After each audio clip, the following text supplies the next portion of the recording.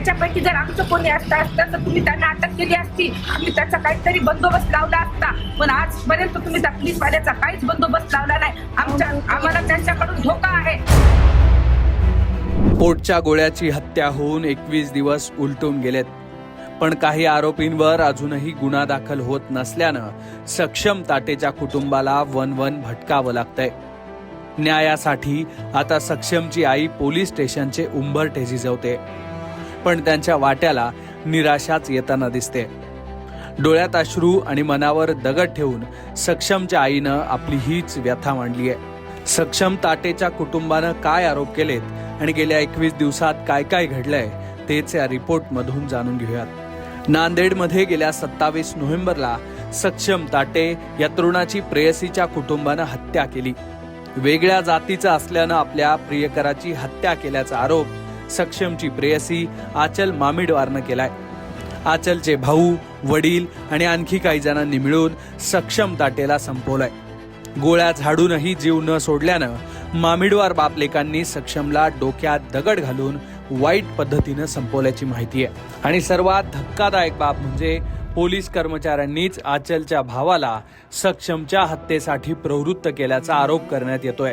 याच पोलिसांवर अद्यापही गुन्हा दाखल झाला नसल्याचा आरोप करत सक्षमच्या आईनं आज पोलीस स्टेशन गाठलं होतं. मागणी होती का जे मेन 2 पोलीसवाले आहेत ना आरोपी, ज्यांनी आरोप करण्यासाठी सर्व प्रोत्साहन दिलं, मेन ते पोलीसवाल्यांवर कारवाई आतापर्यंत काहीच केलेली नाही. आणि आम्हाला पण त्यांच्याकडून धोका असू शकते, कारण त्यांनी एवढा मोठा गुन्हा करायला प्रोत्साहन दिलं तर बाहेर पण ते फिरतायत ना, तर बाहेर आणखी गुन्हे करू शकतात ना. त्यांनी मेन त्या 2 आरोपींना कडकचे कडक सजा झाली पाहिजे. तोपर्यंत आम्ही इथून जाणार नाही.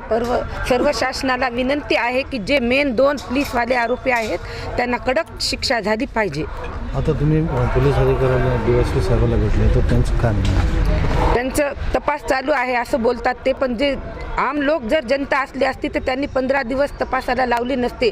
ते पोलीसवाले आहेत, कर्मचारी आहेत, म्हणून त्यांनी एवढा टाइम लावायली. तर सक्षम ताटे हत्या प्रकरणात पोलिसांनी 8 जणांवर गुन्हा दाखल करून आरोपींना अटकही केली आहे. पण ज्या 2 पोलीस कर्मचाऱ्यांनी आरोपींना प्रवृत्त केल्याचा आरोप आहे त्यांच्या विरोधात स्वतंत्र गुन्हा दाखल करण्याचं आश्वासन पोलिसांनी दिलं होतं. मात्र आश्वासनानंतर आता 12 दिवस उलटून गेलेले असतानाही FIR दाखल न झाल्यानं कुटुंबियांनी आक्रमक भूमिका घेतली आहे.